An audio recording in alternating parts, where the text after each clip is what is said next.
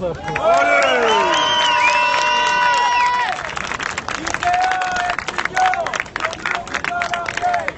tous ensemble qu'il faut lutter, car c'est tous ensemble qu'on va gagner. Lycéens, étudiants, chômage salarié, c'est tous ensemble qu'il faut lutter, car c'est tous ensemble qu'on va gagner. Nous allons passer à la première phase de notre rassemblement et nous tenons à dire immédiatement que nous avons eu raison. Nous avons eu raison d'aller jusqu'au bout de notre idée initiale, de ne pas nous laisser impressionner et de nous rassembler et contre la loi travail et pour nos revendications dans l'unité la plus absolue, syndicats, associations, de façon que même la veille du premier tour de l'élection, la question sociale soit au centre de notre démarche et au centre de ce que nous allons faire, quelle que soit l'issue des urnes après le premier et le deuxième tour. Tout de suite, je passe la parole à un des initiateurs bien connus, Michael Ouama de la CGT Goodyear. Alors, bonjour mes camarades, est-ce que vous allez bien? Alors voilà, nous sommes réunis pour le premier tour social. Ce premier tour social initié par une bande de camarades de la CGT, du syndicat Sud et de divers militants d'associations. Pourquoi le premier tour social? Parce qu'aujourd'hui, après avoir fait les décomptes des mouvements sociaux dans notre pays depuis le 1er janvier, avec une date à l'arrêt de fin mars, il y a eu plus d'1 million de journées de grève en France, c'est du jamais vu. 250 mouvements sociaux dans notre pays, du jamais vu là aussi, avec un certain nombre de victoires. Le problème, parce qu'il existe, c'est que tous ces mouvements font que chacune et chacun sont isolés dans leur coin. Et qu'il est grand temps, comme le fait le peuple guyanais, qu'on se retrouve tous ensemble, même jour, même heure, même endroit. C'est la seule solution, la seule et unique qui de tout temps nous a permis de gagner contre cette classe oligarchique qui nous méprise depuis 40 années. Hier ou avant-hier, nos camarades italiens ont ouvert cette voie en obtenant le retrait de la loi travail en Italie à travers des mouvements sociaux et un référendum politique public qui a réuni plus d'1,1 million Italiens, et le gouvernement italien a retiré son projet de loi. Et nous sommes ici aujourd'hui pour dire que contre la loi travail, nous n'en avons pas fini. Le peuple guyanais qui aujourd'hui s'est réuni et qui a obtenu de la part du gouvernement une enveloppe de 3 milliards. Certes, tout ça reste encore à déterminer et certains pensent que c'est un chèque en bois. Cela étant, c'est seulement l'unité du peuple guyanais qui leur a permis d'arracher ces avancées substantielles contre un gouvernement qui depuis des années les méprise et se moque éperdument de leurs conditions de vie dans les hôpitaux, dans les services publics. Et pour en arriver à nos systèmes publics, aujourd'hui, on est en train de tout perdre, on nous détruit un par un nos services. C'est 40 ans de reculs sociaux inacceptables. Et en cette veille du premier tour des élections présidentielles, il nous apparaissait vital que l'on soit dans la rue, non pas contre un candidat, non pas pour un candidat, non pas contre ceux qui votent, tout simplement pour dire que quelle que soit l'issue de ce scrutin, seule la rue pourra imposer son programme. Un programme pour ceux qui bossent et qui souffrent. Un programme pour ceux qui bossent pas et qui souffrent. Un programme pour les jeunes de banlieue qui en prennent plein la gueule. Un programme pour les chômeurs, pour les retraités qui n'arrivent plus à finir leur fin de mois. Un programme en réalité qui dépend uniquement du tous ensemble et qui nous fait défaut depuis tant d'années. Alors oui, ça a été compliqué de réunir les conditions nécessaires à ce premier tour social. Mais moi, quand je monte sur le canyon, la première chose que je m'aperçois, c'est que petit à petit, vous arrivez sur la place de la République et qu'on est en train d'amener de plus en plus de monde autour de cette cause parce que vous êtes de plus en plus nombreuses et nombreux à nous dire que tant qu'on sera chacun dans notre coin, on n'arrivera à rien. C'est le tous ensemble qu'il nous faut. Alors, j'ai appris hier soir que mon camarade, je dis bien mon camarade, notre camarade, Cédric, à EDF, est poursuivi par la justice parce qu'il se bat contre le démantèlement des services à l'EDF Il se bat tous les mardis avec tous ses camarades pour faire en sorte qu'on ait le droit à l'électricité, toutes et tous. Et parce que ce camarade se bat, il est condamné, enfin il est poursuivi lundi à 15 h à Paris, et il prendra la parole après pour venir vous expliquer ce qui lui arrive. Mais ce qui arrive à Cédric, c'est arrivé à 2316 autres militants en France depuis la fin de la loi travail.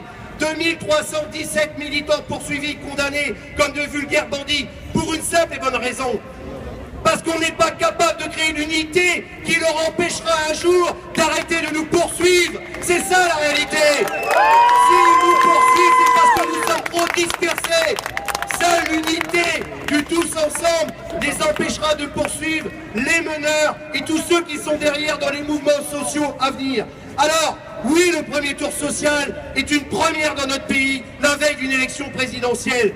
Oui, c'est une première, mais oui, on va continuer. Parce qu'après le premier tour social, on va vous annoncer le second tour social. Et il y aura le troisième tour social. Et on ira comme ça, le temps qu'il faudra pour qu'enfin dans notre pays, toutes celles et ceux qui, comme nous, pensent que la lutte du tous ensemble est la seule solution contre le capitalisme et ceux qui nous broient, eh bien on va réunir ces conditions dans les semaines, les mois à venir, avec les réseaux qu'on a créés, les réseaux non pas d'appareils syndicaux, mais des réseaux de la base, les réseaux de toutes celles et tous ceux qui, comme nous, disent qu'il y en a ras-le-bol, que c'est plus possible, qu'on ferme les entreprises, qu'on massacre les emplois dans le public, qu'on laisse les chômeurs dans la merde et qu'en plus on poursuive des militants. Pendant ce temps, il y en a qui se présentent à la présidentielle, qui ont menacé que s'ils arrivaient président, ce sera encore plus de droits pour eux et moins de liberté pour nous. Et ben moi je dis, fini la récréation, on siffle la fin de la récréation et à partir d'aujourd'hui,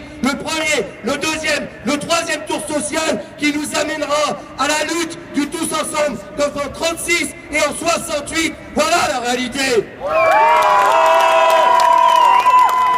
1 million de journées de grève. Quelle capacité de mobilisation si ces 1 million de journées de grève avaient utilisé le même jour, même heure et même endroit. La difficulté aujourd'hui, c'est qu'il y a des camarades comme à l'EHPAD de Waterloo. Ils ont été obligés de se battre 19 semaines pour arracher des droits élémentaires, à la fois pour eux, mais pour les gens qui soignent au quotidien. Quand je vois qu'à l'hôpital de Limoges, on est obligé de faire une grève de la faim pour obtenir satisfaction. Quand je vois que les camarades de GMS, dans la Creuse, se battent comme des lions matin, midi et soir pour essayer de leur sauver leur emploi. Whirlpool, et la liste, elle est quotidienne. La problématique, c'est qu'il n'est plus possible de croire que chacun dans notre coin, on fera changer les choses. La démocratie, c'est pas un bulletin de vote. Les droits, ce n'est pas un bulletin de vote. Nos droits sont dans la rue. À nous, il appartient d'aller chercher ceux qui nous ont volés et ceux qui vont continuer à nous prendre si nous sommes encore autant divisés. L'avenir appartient à celles et ceux qui luttent plus que jamais. Inscrivons-nous toutes et tous. Créons les réseaux nécessaires pour sortir des appareils qui nous freinent. Créons les réseaux nécessaires pour créer les conditions que toutes celles et ceux qui depuis le début d'année démontrent que dans notre pays, c'est pas un problème de mobilisation, mais c'est un problème de structuration de la mobilisation et du fédéralisme. Montrons que nous sommes en capacité de faire ce que certains nous disent impossible de faire depuis tant d'années. Le 15 septembre au soir, nous sommes rentrés en attendant la poursuite du mouvement sur la loi travail, alors que nous étions des milliers dans les rues pour un retour après les vacances. Eh bien, nous n'avons toujours pas compris et nous ne comprendrons toujours pas pourquoi ce mouvement sur la loi travail n'a pas été mené à son terme, à savoir le retrait définitif de cette loi permissive qui détruit le code du travail et le droit de ceux qui défendent l'intérêt des salariés. Je vais passer la parole à la prochaine personne. En tout cas, ceux qui pouvaient en douter, vu d'ici, c'est déjà pour nous une énorme réussite. Et rien que pour ça, je pense qu'il faut qu'on soit clair. Tous ensemble, ouais, ouais. Tous ensemble, ouais, ouais. Bravo mes camarades, à tout de suite. La parole à notre camarade Laurent Degousset de Sud Commerce. Merci, salut les camarades. Ça fait rudement plaisir d'être présent sur cette place avec vous. Tout à l'heure, il y a une journaliste qui me posait la question en me demandant mais à quoi ça sert le premier tour social? Comment vous arrivez à faire ça? Comment vous arrivez à dépasser les divisions, les étiquettes, les appareils? Et bien ça sert à ça et la réponse elle est là, elle est devant nous et elle est devant moi. Merci. Alors ça sert aussi à rappeler une chose qui est une évidence, que je vais dire c'est une tautologie. C'est quelle que soit la configuration électorale qui sortira du chapeau dimanche soir, eh bien on sait, parce que ça c'est une loi de l'histoire, c'est aussi dur, c'est aussi fort que celle de la gravitation universelle, eh bien c'est que dans tous les cas, il faudra se battre. Je vais faire appel à votre mémoire de manière un peu plus précise. Sur cette même place, c'était le 1er mai 1906. Il y avait déjà des milliers de travailleurs qui étaient rassemblés. À l'époque, c'était à l'appel de la CGT, la grande CGT, qui n'hésitait pas à se qualifier comme le parti du travail. Le parti du travail. Hein, ils étaient déjà victimes de la répression. Il y a même des travailleurs qui ont laissé leur peau sur cette place. Pour une revendication, alors nous, elle nous paraît toute simple, elle nous paraît évidente aujourd'hui en 2017. C'était pour obtenir la journée de travail de 8 heures. Et même qu'ils ne l'ont pas eu, et même qu'il a fallu attendre encore des années, même qu'il a fallu attendre 1919, parce qu'entre-temps, eh ben, les bourgeois, ils avaient les boules, ils avaient peur, parce que les travailleurs, ils étaient chauds, parce qu'il y en avait qui avaient laissé par millions leur peau, pour soi-disant leur patrie, et puis qu'il se passait des choses à l'Est depuis 1917. Sauf que, dès le 3 juillet 1906, 2 mois après, vous aviez l'Assemblée nationale, à l'unanimité, droite et gauche confondues, qui votait quoi? Qui votait le principe d'un jour de repos hebdomadaire et que ça serait le dimanche. Et ça, c'est bien par la lutte que ça a été obtenu. Et ce principe, je dis ça parce que nous, on est militants dans le commerce et donc il nous est cher. Ça fait 20 ans qu'il est saccagé par les gouvernements de droite successifs et qu'on arrive avec la dernière loi, la loi Macron. Ce que je sais, c'est qu'il est ni de droite, ni de gauche, mais je sais pour qui il roule, Macron, en tout cas. Eh bien, avec cette loi-là, eh bien, aujourd'hui, le repos dominical, ça va devenir l'exception, alors que normalement, ça devrait rester la règle. Ouais, bravo. Et qu'après les élections, c'est la même chose qu'ils veulent nous faire. C'est ce qu'ils ont commencé à faire avec la loi travail, sur la question du temps de travail. C'est l'ensemble du code du travail qu'ils veulent livrer à la soi-disant négociation pour que demain, ça soit vos représentants du personnel, ça soit votre santé, ça soit votre salaire qui soit livré à la négociation et donc à l'arbitraire. Et c'est pour ça qu'on se bat, et c'est pour ça qu'on a lancé d'ores et déjà sans attendre ce premier tour social, parce que c'est une évidence. Et comme ça a été dit par mon camarade avant, c'est dès maintenant qu'on va préparer les tours suivants. Le deuxième tour social, dès le 1er mai. Le troisième tour social, dès le 8 mai. Parce que le 8 mai, c'est pas non plus n'importe quoi dans notre mémoire. C'est pas non plus n'importe quoi dans notre histoire. Hein? Contre tous les fascismes, qu'ils soient racialistes, intégristes ou économicistes, c'est de notre force et de celle dans la rue qu'on aura besoin. Merci. La parole à David Pigeon, ne touche pas ma ZEP, qui veut bien se déplacer jusqu'au camion. David Pigeon, ne touche pas ma ZEP, je l'ai vu tout à l'heure. Il est là, viens mon camarade.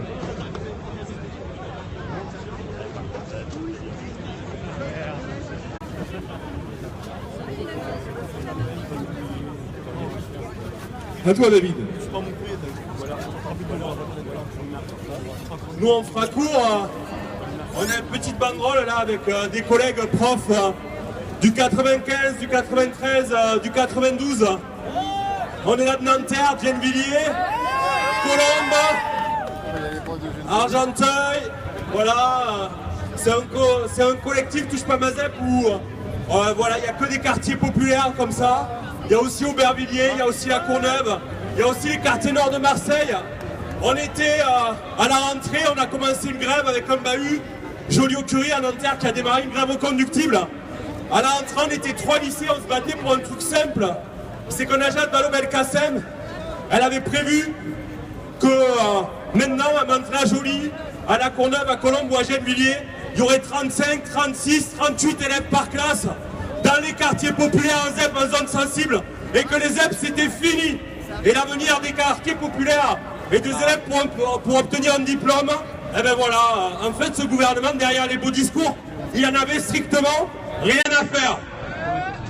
Du coup on s'est mis à bouger, et alors qu'on était 3 lycées signataires de l'appel Touche pas ma ZEP à cette rentrée, aujourd'hui on est plus de 110 lycées dans 14 académies dans toute la France à être mobilisés. Et on était séparés parce que si vous connaissez un petit peu la région parisienne, La Courneuve, Colombes, Gennevilliers, Mantes-la-Jolie, c'est pas vraiment à côté les uns des autres. Ils avaient parié sur le fait qu'on serait isolés les uns des autres. Et bien maintenant, de Marseille à la région parisienne, dans le nord, à Vénissieux, à Vaux-en-Velin, vers Lyon, on est tous dans un même collectif, on est tous ensemble. Parce que la convergence des luttes, tout ce qu'on est en train de faire là en ce moment, le regroupement des équipes, ça marche et ça paye. Voilà. Ils avaient parié aussi qu'ils allaient nous séparer entre ZEP, zones sensibles, tous les cycles de l'éducation nationale à la con. Mais on s'est tous regroupés, tous pour une carte élargie de l'éducation prioritaire en lycée. Voilà, pour un label unique, de la maternelle au bac. Parce qu'on ne va pas laisser tomber les élèves des quartiers populaires. Donc nous on continue, on a obtenu des choses, mais on est très loin d'avoir obtenu un gain de cause. Et ce qu'on avait dit, c'est pour ça qu'on est là aujourd'hui. Najat Vallaud-Belkacem, elle a dit qu'on était très sympa, qu'on avait raison, qu'on était l'honneur de la République, mais elle n'a rien lâché par rapport à nos revendications. Donc on avait dit que la solution, ça ne serait pas les promesses électorales, que les promesses électorales, on va raser gratis au prochain quinquennat, c'est pas pour nous, c'est dans la rue par la grève qu'on allait gagner, et on va continuer. Voilà, donc simplement pour vous dire que ce gouvernement qui dit que si il essaie de mettre en prison les Goudières ou qui fait passer la loi travail, par contre dans l'éducation il fait une politique super de gauche, super égalitaire, ben c'est tout le contraire la réalité dans les classes. C'est l'augmentation des effectifs et pour les élèves des quartiers populaires, on se moque d'eux, on se moque de leur avenir. Donc c'est bien tous ensemble qu'il faut lutter et on va continuer avec vous, avec nos élèves aussi, parce que il y a des élèves qui ont manifesté dans le cadre de Touche pas ma ZEP, et ensuite il y en a qui ont terminé en prison, il y en a qui ont terminé en garde à vue. Nous on les a pas laissés tomber, on a été à leur côté, on leur a trouvé des avocats, on les a soutenus au niveau des profs, et on continuera à lutter pour que nos élèves, quand ils se mobilisent, leur avenir, ça soit pas de terminer en prison. Donc contre la répression lycéenne, on laisse pas tomber les élèves et les plus jeunes qui sont les premiers à prendre la répression dans la gueule. Voilà, bon courage. Mahmoud Soubagnac de la CGT Santé Wapalos. À toi. Oui, donc bonjour à tous. Oula, il y a du monde. Donc, on intervient aussi suite à la loi travail. Le copain de l'éducation a parlé, moi je vais vous parler de la loi santé. Et c'est assez rigolo quand même. Ces gouvernements successifs qui emploient des choses, des termes, et la loi travail. Et nous c'est la loi santé, sauf qu'ils oublient de préciser à chaque fois, c'est anti-travail, anti-santé. Et nous, je peux vous le dire, on est très touchés dans le milieu de la santé publique. Donc comme disait tout à l'heure Mickaël, nous on sort de 19 semaines de grève, de lutte. Pourquoi? Parce que nous on travaille dans les EHPAD. Les EHPAD, c'est quoi? C'est les maisons de retraite, souvent des zones de non-droit. Et pourquoi on a réussi à faire 19 semaines de lutte?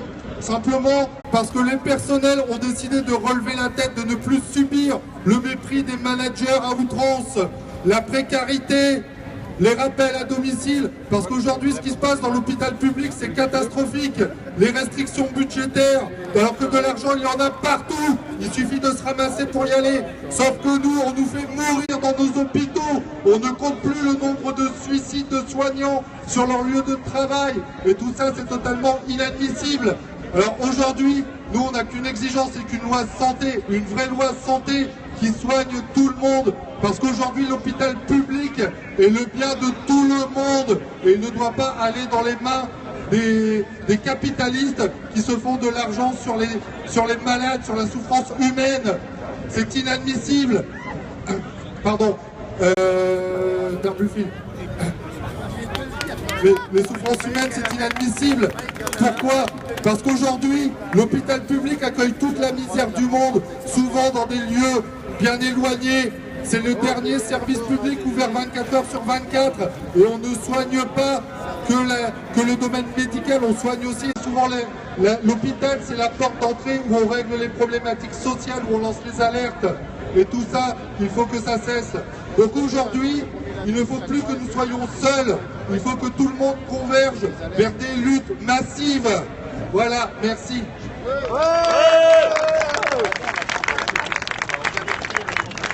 Notre camarade Gaël qui rentre de CGT, pas encore, Sud, PPT 92. Excuse-moi mon camarade. Il y a des petits comiques à Infocom et c'est aussi pour ça qu'on les aime. Donc Gaël de Sud-Post 92. Plus sérieusement pour nous, le nombre qu'on est aujourd'hui, c'est à la fois modeste et c'est à la fois fondamental. Pourquoi?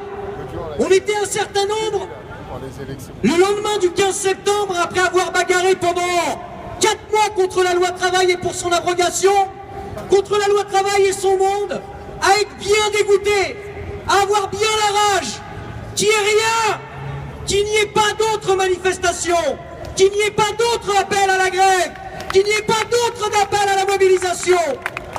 Et on s'est dit, des syndicalistes de Sud, de la CGT, mais aussi des camarades que l'on a rencontrés dans le cadre de cette bagarre, soit contre les violences policières, soit des fronts de lutte avec des jeunes qui étaient dans le cortège de tête, eh bien on a voulu dire ensemble à un moment donné, ce n'est pas normal de juste être là à critiquer ce que font pas les autres. On veut arrêter d'être dans cette situation de pinailleurs, de critiqueurs, de dire telle direction syndicale devrait faire ceci, telle autre direction syndicale devrait faire cela, mais plutôt de se donner les moyens de pouvoir faire ensemble.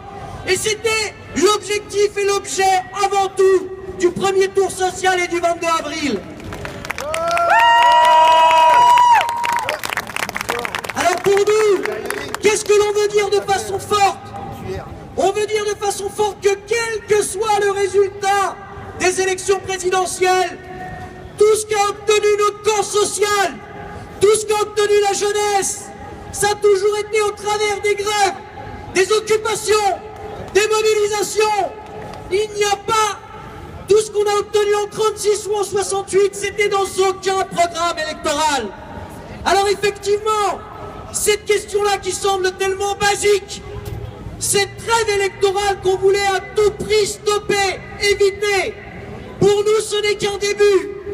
Très souvent, mon patron à la Poste, qui nous voue, on va dire, un amour qu'on lui rend bien, nous disait à plusieurs reprises, mais vous savez, le problème avec vous, c'est qu'en fait, vous contestez le pouvoir de l'employeur. Et il nous a dit, on a dit, mais en fait, t'as tout compris. Effectivement, on conteste le pouvoir de direction de l'employeur. Parce que ça serait quand même un petit peu fou, un peu hallucinant. On passe plus d'un tiers de la journée au travail. Et on voudrait leur laisser ce tiers de temps quotidien sous leur emprise, sous leur direction. Ne pas pouvoir décider de notre avenir. Eh bien nous, au contraire, au travers de la loi travail et de la contestation de son monde, c'est tout l'inverse que l'on veut. C'est l'on veut pouvoir décider dans les entreprises, dans les quartiers populaires et dans les lieux d'études. Nous voulons effectivement tout. Nous voulons décider de notre avenir. Alors aujourd'hui, quelles sont les suites? On va déjà, et c'est pas rien, en plein état d'urgence, manifester dans les rues de Paris. Manifester d'ici, République, jusqu'à Bastille. Mais bien évidemment, on ne veut pas qu'on nous refasse le coup de 2002. Si l'on parle de premier tour social, pour nous la prochaine échéance, la prochaine mobilisation, ce sera le 1er mai. C'est la fête et la journée internationale des travailleurs et des travailleuses. Mais ce 1er mai, on voudra nous donner un contenu qui est un contenu revendicatif, un contenu combatif, mais on ne nous refera pas le jeu de 2002. On ne nous dira pas que pour combattre la peste, il faut choisir le choléra. Cette stratégie stratégie qui vise à choisir la peste contre le choléra. En 15 ans, la seule chose qu'elle a fait, c'est engraisser et la peste et le choléra. Donc pour nous, on sera en grève ou en manifestation, on sera en mobilisation le 1er mai. Mais pour dire haut et fort une chose, c'est qu'ils ne nous voleront aucune de nos luttes, aucune de nos décisions, aucun de nos avenirs. On a notre arme, qui est celle de la mobilisation et de la jonction entre les secteurs. Ce que l'on a réussi à faire aujourd'hui, avec un certain nombre d'organisations syndicales, associatives et différents fronts de lutte, ce sont des graines que l'on a semées pour l'avenir. Des graines que l'on sème pour l'avenir dans les combats qui sont devant nous. On continuera à se bagarrer, bien évidemment, pour l'abrogation de la loi travail. On continuera à se bagarrer, bien évidemment, contre toutes les formes de répression, qu'elles soient syndicales ou dans les quartiers populaires, toutes les formes de répression du mouvement social. Mais on portera haut et fort quelque chose, une boussole qui est pour nous fondamentale, qui est la boussole de la lutte des classes, qui est celle de dire, c'est nous qui produisons avec ou sans travail, c'est donc à nous de décider, c'est nous le pouvoir et personne d'autre. Cette question basique, on voulait la rappeler aujourd'hui à la veille des élections. Merci à vous. Après, mon camarade du Sud, mon camarade Éric Pietchi de la CGT Énergie Paris. Bonjour à toutes et à tous. Donc je vais enchaîner sur une partie du discours que Gaël a fait. Effectivement, l'important aujourd'hui, c'est que ce premier tour social ait lieu. Sur les initiateurs de ce mouvement, c'était de dire, souvent on parle du troisième tour social, après la déception liée aux élections. Quel est le mode de démocratie, enfin soi-disant démocratique qu'on nous impose aujourd'hui? C'est de dire, vous mettez votre bulletin dans l'urne tous les 5 ans, et après, pendant 5 ans, le peuple doit fermer sa gueule et subir des politiques antisociales, contre la souveraineté du peuple, et qui vont à l'encontre du pourquoi on a mis le bulletin dans l'urne. Le dernier gouvernement en est la meilleure preuve, c'est-à-dire qu'on a des gens qui sont capables, donc ils savaient dès le départ, qui sont capables de tourner le dos et de faire une politique totalement contraire à ce pourquoi ils ont été portés au pouvoir, sans jamais pendant 5 ans avoir à rendre de compte et avoir surtout le peuple qui puisse intervenir démocratiquement pour reprendre sa voix. Chaque décision politique devrait traduire la volonté populaire et du peuple. C'est ça la vraie démocratie. On n'y est absolument pas aujourd'hui en France, au XXIe siècle. C'est une réalité. Donc c'est extrêmement important qu'on soit là aujourd'hui pour dire, de toute façon, quelle que soit l'issue du scrutin présidentiel, ce n'est pas une femme, un homme qui pourra porter le destin de notre pays. C'est bien le peuple uni tous les jours au travers de sa mobilisation, de sa prise de conscience, de sa présence citoyenne qui devra exprimer effectivement les volontés populaires et vers où on veut faire aller notre société. Ce que disait Gaël, c'est vrai, il y a beaucoup de salariés ici. Malheureusement, il y a des gens aujourd'hui en France qui n'ont pas le droit au travail, alors que le travail est un droit, c'est inscrit dans notre Constitution. Et par exemple, effectivement, ce préambule-là, il n'est même pas respecté aujourd'hui. On nous dit quoi aujourd'hui? On nous dit allez travailler, laissez votre conscience à la porte de l'entreprise et pendant 8 heures, 9 heures, 10 heures par jour, vous devrez travailler pour une misère, vous taire, ne pas être citoyen, avoir vos 2 bras, vos 2 jambes et le cerveau il reste à la porte. Et bien ça c'est inadmissible, on n'en veut pas. On revendique le fait d'être des citoyens 24 heures sur 24, y compris dans l'entreprise.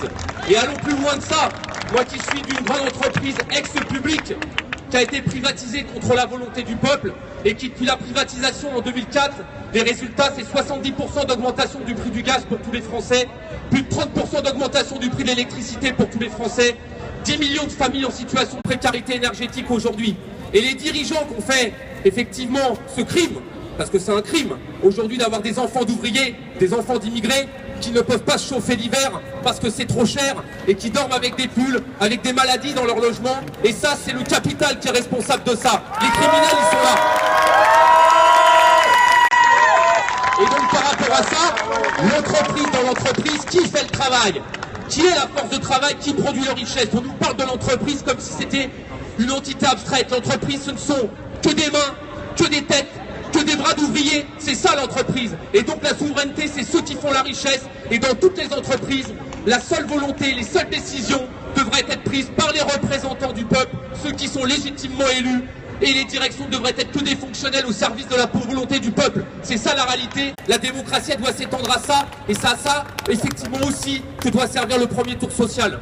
Donc par rapport à ça, effectivement, en face, qu'est-ce qu'ils nous mettent? Ils nous mettent la répression. Et un pouvoir qui utilise la répression. Effectivement, je suis convoqué lundi au commissariat, mais malheureusement, je ne suis pas une exception. On est des milliers, ça a été rappelé, les chiffres, à subir la répression.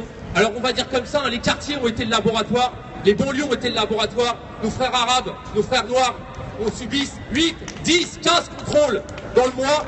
Et maintenant, effectivement, ça s'étend au monde syndical, parce qu'effectivement, il faut aussi se dire quelque chose, c'est que si la répression est aussi féroce, c'est qu'on leur fait peur. Et ça, faut bien qu'on l'ait en tête, parce que si on était inoffensif, ils n'auraient pas besoin d'employer tout ce rapport de force-là. Alors malgré la souffrance que ça provoque dans les familles, effectivement d'être traités comme des criminels, d'avoir les flics qui viennent chez vous devant vos gosses et autres, c'est pas grave. Ça veut dire qu'il faut qu'on continue, qu'on soit unis. Et au-delà des étiquettes syndicales, et je le dis aussi, moi qui suis membre de la CGT et fier de l'être de ce syndicat-là, il faut que nos centrales syndicales, elles se bougent un peu le cul maintenant, et qu'elles arrêtent de freiner, et qu'elles coordonnent véritablement. Je vais reprendre qui a décidé que le 15 septembre, le combat contre la loi travail était terminé. Il n'y a aucune base qui a décidé ça. On a fait un mouvement exemplaire historique, et tout d'un coup on arrête. Ça fait belle lurette que si les bases étaient écoutées, on aurait renversé ce pouvoir-là. Belle lurette par la souveraineté. Et rappelons que dans notre constitution, lorsque les droits du peuple sont bafoués, le devoir ultime de le peuple, c'est de reprendre effectivement par la rue le pouvoir démocratiquement et qu'on agisse effectivement sur la seule volonté souveraine du peuple. Et je lance une dédicace spéciale effectivement à nos frères guyanais, effectivement, parce que quand il y a tout un département qui est en grève générale, on aurait dû effectivement coordonner les luttes et étendre ça, d'autant que quand on voit les études aujourd'hui, il n'y a jamais eu autant de mouvements sociaux que dans les dernières semaines en France, jamais eu. Donc on a une seule volonté, c'est de coordonner ce mouvement-là, l'étendre sur des bases claires, de classe et de masse, comme dans notre charte d'Amiens, et reprendre ça, 36, 68, et pourquoi pas 2017. Vive la lutte, on ne baissera jamais les bras. Pour ce qui concerne la Guyane, nous allons être en relation tout à l'heure par Skype avec un camarade de l'UTG Guyane qui va éclairer notre lanterne sur les manœuvres en cours. La parole maintenant à Mathieu de la CGT FERC Sud Toulouse. Chers amis, chers camarades, bonjour à tous. Alors, je suis venu hier depuis Toulouse en train pour participer à cette initiative qui est extrêmement positive, puisque aujourd'hui, effectivement, on est arrivé à mettre en place le mot d'ordre, pas de trêve sociale pendant la campagne électorale. Ça veut dire que actuellement, ce dont il faut avoir conscience, effectivement, c'est qu'il y a des dizaines et des dizaines de luttes chaque jour, des centaines et des centaines de luttes chaque semaine. Et l'ensemble des secteurs d'activité sont touchés. Il y a ici des camarades qui ont parlé notamment de l'éducation ou de la santé. Moi, je suis dans le secteur de l'enseignement supérieur. Et dans le secteur de l'enseignement supérieur, il y a aussi des luttes qui sont très nombreuses. Actuellement, on est en train de payer les conséquences de contre-réformes qui ont été appliquées pour détruire l'enseignement supérieur, pour le privatiser. Il y a eu la loi LRU en 2007, et puis il y a eu la loi dite Fioraso qui a approfondi, qui a été prise en 2013. Aujourd'hui, on a une situation où on a près de 40% des agents de l'ensemble de l'enseignement supérieur qui sont des personnels précaires. Effectivement, aujourd'hui, il y a aussi des choses, on est en train de mettre en place ce qu'on appelle les fusions d'universités. C'est pour mettre ni plus ni moins que de mettre en concurrence l'ensemble des universités les unes contre les autres. Faire de l'enseignement supérieur un marché. Or, effectivement, on voit qu'un petit peu partout, il y a des gens qui se mobilisent au niveau des syndicats.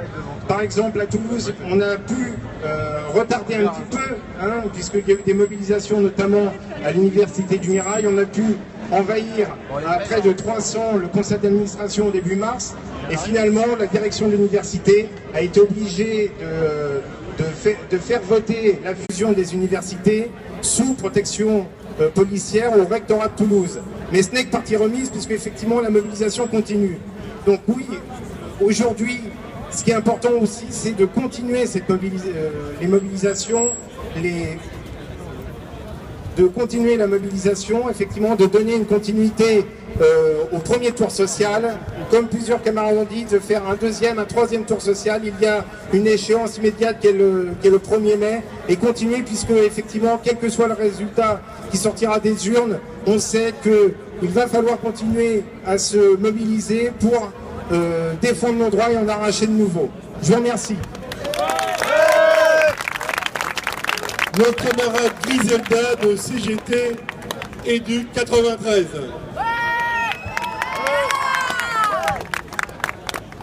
Donc bonjour camarades. La situation aujourd'hui est catastrophique. Dans le 93, on a aujourd'hui une situation dans l'éducation qui est dramatique. Remise en cause du collège unique, remise en cause des formations professionnelles et les rythmes scolaires qui sont une catastrophe. Aujourd'hui, on en a marre d'être isolés, on en a marre d'être divisés. Il n'y a pas d'un côté les luttes des camarades du privé, il n'y a pas d'un côté les luttes des fonctionnaires. On doit être tous ensemble, comme en Guyane, et on doit obtenir une victoire. On en a ras-le-bol d'être tout seul dans notre coin, on en a ras-le-bol d'être divisés et que ça arrange le patronat et le gouvernement. Le premier tour social ne se terminera pas ce soir, il a pour objectif d'être pérennisé et de lui permettre d'obtenir encore de nouvelles victoires. Je rappelle, camarades, que notre lutte contre la loi travail n'est pas terminée, elle est en cours. Nous allons repartir à l'offensive pour obtenir son abrogation. Et c'est la raison pour laquelle nous saluons le combat des camarades de l'énergie qui ont obtenu que la loi travail ne soit pas appliquée. C'est la raison pour laquelle nous saluons également le combat des militants qui ont lancé la bataille juridique dans différents secteurs et qui défendent le droit des salariés, qui se saisissent des référendums, etc. etc. Aujourd'hui, la première date, ce n'est qu'un début. Nous allons répercuter le premier tour social, nous allons le massifier, et dans la rue, bientôt, nous ne serons pas 800 places de la République. Nous serons comme le 14 juin, 1,5 million, 2,5 millions pour la grève générale, pour l'abrogation de la loi travail et de nouveaux lois. Merci. Alors, juste avant de partir en manifestation, parce que nous tenons absolument à faire cette manifestation, il nous reste 2-3 camarades à écouter et après, nous allons à Bastille. Christopher de Génération Ingouvernable, à toi. Bon, je vais essayer de faire vite. Alors, aujourd'hui, ce qui nous rassemble, c'est tout ce qui nous a ressemblé pendant le printemps dernier. C'est les mobilisations lycéennes, toutes les grèves, tous les blocages, le cortège de tête. On est tous conscients ici que peu importe le candidat qui sera élu, ce dimanche, les temps qui s'annoncent seront durs socialement et policièrement. C'est pour ça que nous devons continuer de prendre la rue. C'est pour ça qu'aujourd'hui, on doit le faire et qu'on doit continuer à le faire dès demain, dès les résultats, à place de la Bastille.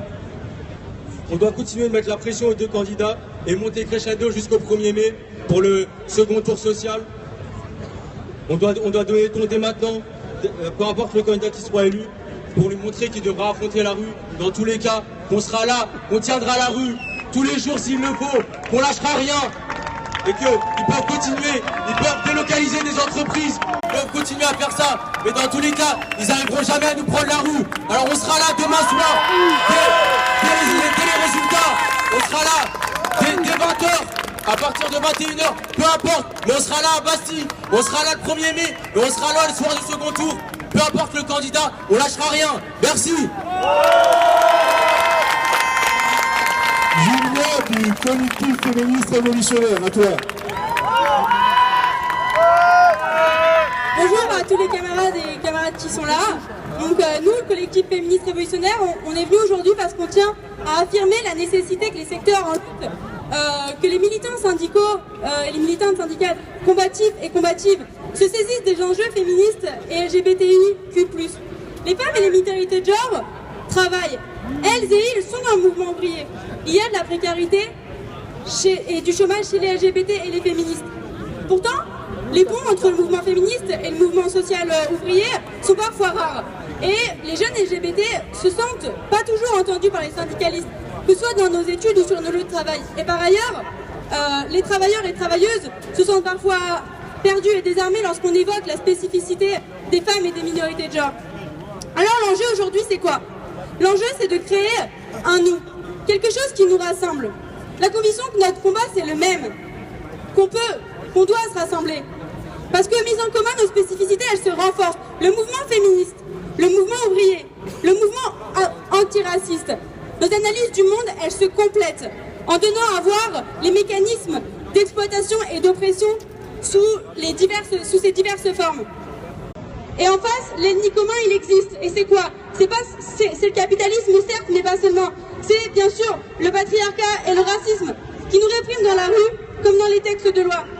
Et il faut qu'on fasse une nuance contre ceux qui sont riches et qui continuent d'être plus riches. Parce que pendant ce temps, nous, on nous attaque, on nous viole, on nous tue. Oui, on nous tue. Combien d'assassinats depuis un an chez les forces de police? Combien de suicides chez les jeunes victimes de transphobie, chez les salariés et les précaires? Combien de vols, que ce soit dans les foyers ou par la police? Et de l'autre côté de la barrière, je parle des politiciens. Combien de mises en examen de politiques qui n'aboutissent à rien, qui les empêchent même pas de faire campagne? Combien de milliards de profits pour les entreprises capitalistes? Alors, travailleurs, travailleuses, lycéens et lycéennes, étudiants et étudiantes, habitants et habitantes des quartiers populaires, militants et militantes syndicaux, KIRS et LGBTI+, précaires et chômeuses. Aujourd'hui, il faut le dire, on nous méprise et on est tous et toutes sur le même bateau. Alors, il faut qu'on arrive à faire front toutes et toutes ensemble. Il n'y aura pas de libération des uns et des unes sans libération des autres. Et aujourd'hui, on est la preuve qu'on est capable de faire converger nos luttes, qu'on est capable de s'unir face à ce système qui veut nous diviser. Et ce n'est qu'un début. Ce n'est que le premier tour social. Il y en aura d'autres, il y en aura un deuxième, il y en aura un troisième. On ne va pas s'arrêter là. On va amplifier la mobilisation et montrer que c'est dans la rue que se passe la vraie démocratie. La démocratie, c'est nous, c'est pas leur cirque électoral. Alors vraiment, soyons unis et indivisibles pour un premier tour social qui sera féministe et antiraciste ou qui ne sera pas.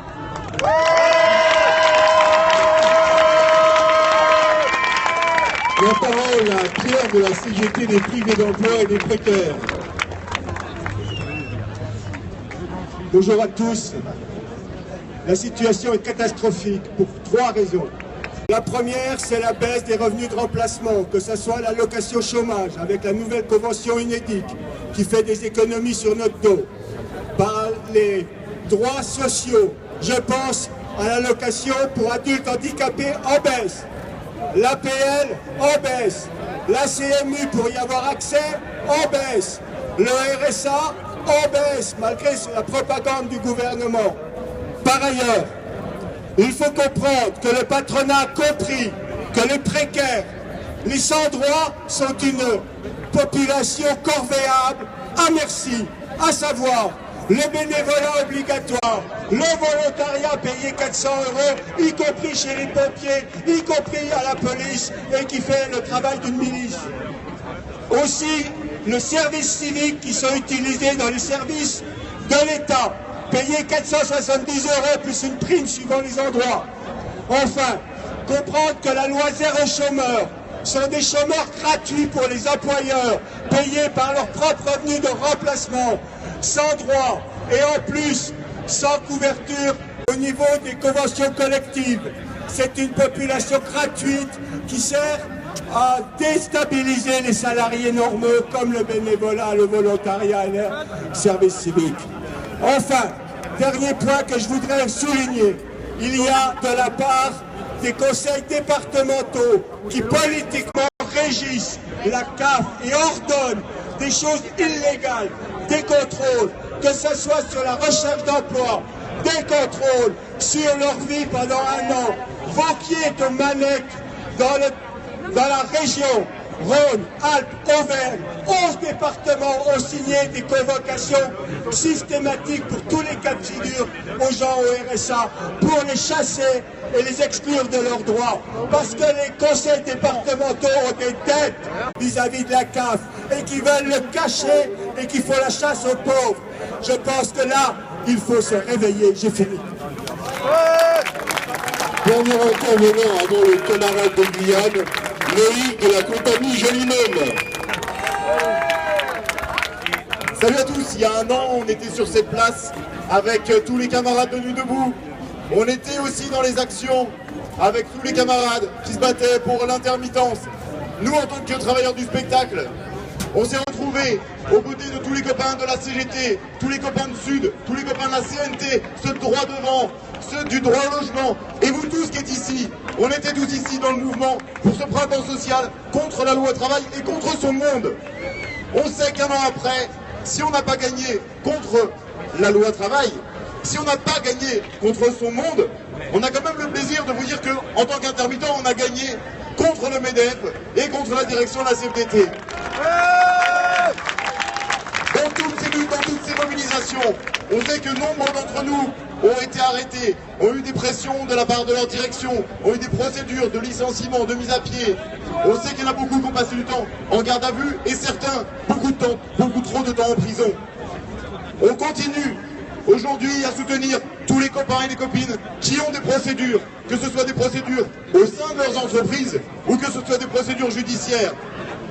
Et un truc que je peux vous dire, non seulement on sait tous ici qu'il y a besoin de continuer à se mobiliser, parce que quel que soit le résultat d'une élection, c'est pas ça qui résoudra nos problèmes.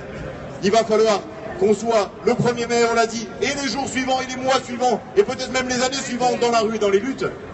Mais rien que pour les copains et copines qui ont encore des poursuites, je peux vous le dire, le meilleur moyen de nous soutenir, c'est de mobiliser encore plus, toujours, pour aller gagner de nouveaux droits. Alors à bientôt dans les luttes.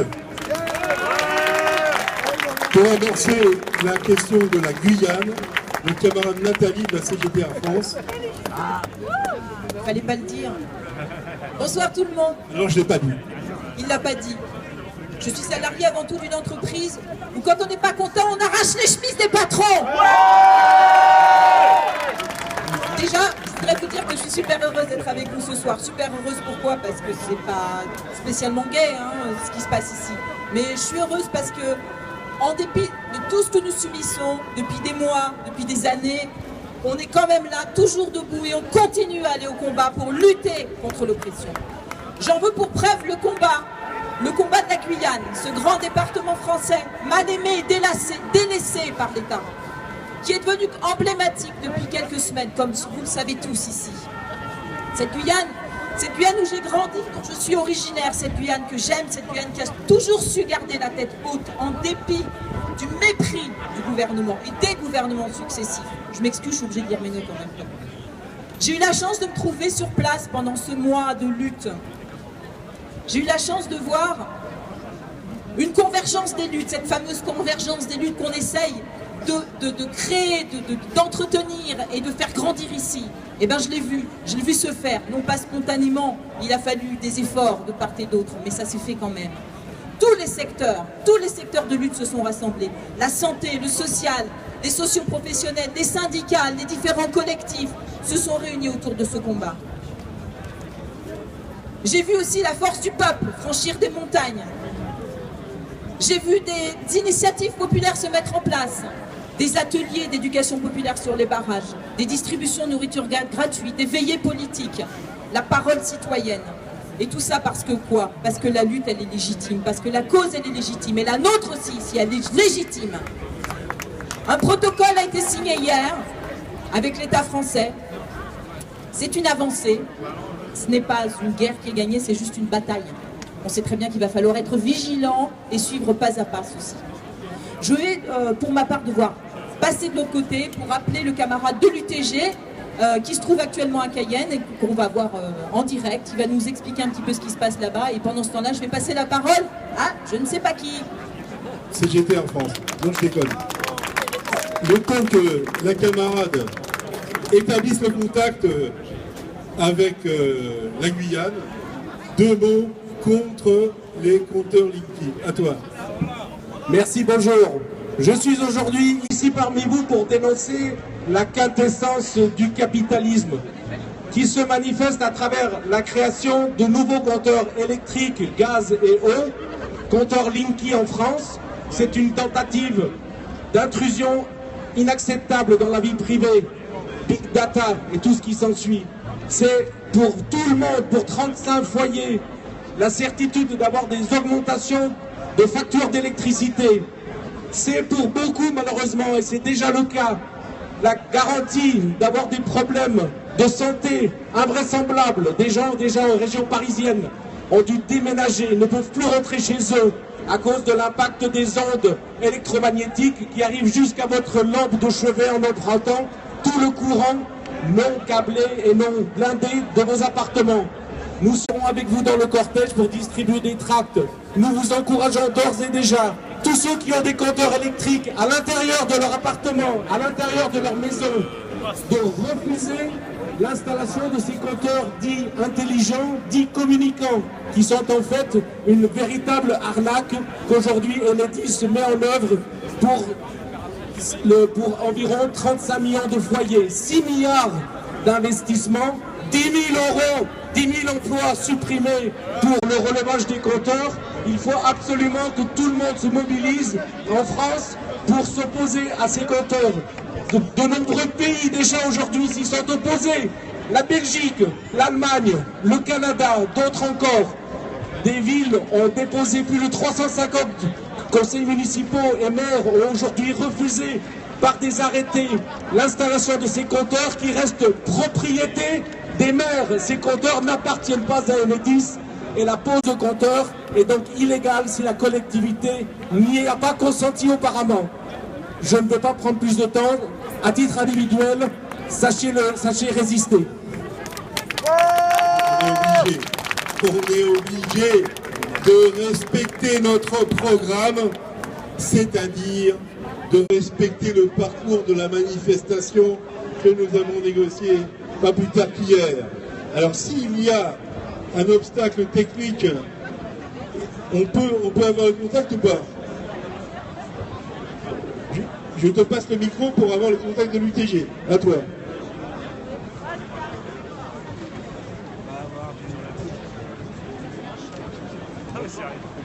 Alors, on est en direct avec Jean-José Mathias, délégué syndical au Centre spatial guyanais et syndicaliste à l'UTG. Salut Jean-José.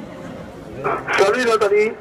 Comment va? Bonjour à tous. Moi ça va. Des applaudissements pour Monsieur Mathias et pour la Guyane.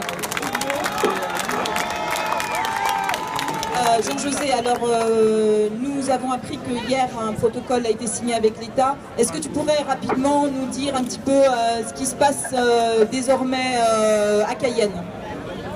Alors tout d'abord je tiens quand même à vous remercier effectivement pour votre solidarité au nom de notre centrale syndicale ITG et du collectif pour dérouler la Guyane. Alors il est vrai que je rappelle quand même que la revendication juste était le désenclavement de toutes nos communes de Guyane, les services de santé de qualité pour tous, un système éducatif adapté et performant, l'accès à l'eau potable et aux énergies, des moyens conséquents pour la sécurité publique, le traitement des problématiques liées au foncier, l'évolution statutaire et des dispositions favorisant la création d'entreprises et le développement économique sur l'ensemble du territoire. Alors, il est vrai que hier, nous avions signé effectivement un accord avec l'État, les parlementaires, le président de la CTG, ainsi que le collectif de la Guyane. Alors, aujourd'hui, la manifestation est terminée, donc la lutte est terminée, enfin, dans la forme actuelle, mais il est vrai que nous avons mis en place un comité de suivi et nous serons extrêmement vigilants sur la suite qui sera donnée à nos revendications. Est-ce que pour vous, est-ce que pour toi, est-ce que pour vous, collectif, syndicat, il s'agit d'une vraie victoire qui a été obtenue grâce à la convergence populaire? Alors ce que je peux dire, est-ce que c'est une vraie victoire? Aujourd'hui, si on regarde sur la convergence populaire et tout ce qui s'est passé, de ce côté-là, c'est une vraie victoire. Sinon, la victoire reste encore un peu mitigée dans la mesure où nous n'avions pas tout obtenu pour effectivement un véritable développement de la Guyane. Il faut savoir que l'État français actuellement spolie la richesse de la Guyane et ne nous donne pas les moyens pour que nous puissions développer notre département. Et ça, de ce côté-là, aujourd'hui, on reste un petit peu... il reste encore un petit goût amer dans tout ça. D'accord. Donc en clair, grâce à cette unité populaire qui s'est faite, il y a eu des avancées, mais bien entendu la vigilance reste de mise, surtout par rapport à ce qui va se passer dans les jours qui viennent avec le nouveau gouvernement à venir, c'est ça? Tout à fait, tout à fait. C'est vrai qu'on ne peut pas nier qu'il y a des avancées, parce que ça fait des années, plus de 50 ans que l'État français ignorait notre département. Et cette mobilisation a permis quand même à l'ensemble du monde de voir que la Guyane existait et surtout de mettre en lumière le comportement de l'État français vis-à-vis d'un de ces départements. Alors il est vrai que l'ensemble des départements d'outre-mer vit cette disparité, mais la Guyane, c'est vraiment criant en Guyane parce qu'aucune structure n'existe dans ce département. Tout à fait. Mais en tout cas, bravo au peuple guyanais, bravo à vous tous, collectifs, associations, syndicats de lutte, et puis à la prochaine tous ensemble. Merci à toi, Jean-José, pour ta participation. Merci à vous. Au nom du collectif, je tiens effectivement à vous saluer pour cette démarche qui permet effectivement d'avoir le soutien des experts. Merci.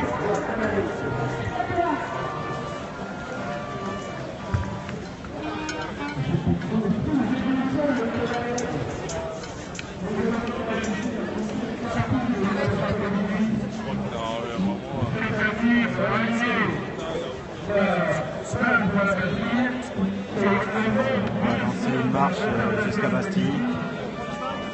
Je vais relancer le périscope. Voilà, merci d'avoir suivi ce début de premier tour social et je vous souhaite une bonne journée à ceux qui ne reviendront pas et à tout à l'heure à ceux qui arrivent.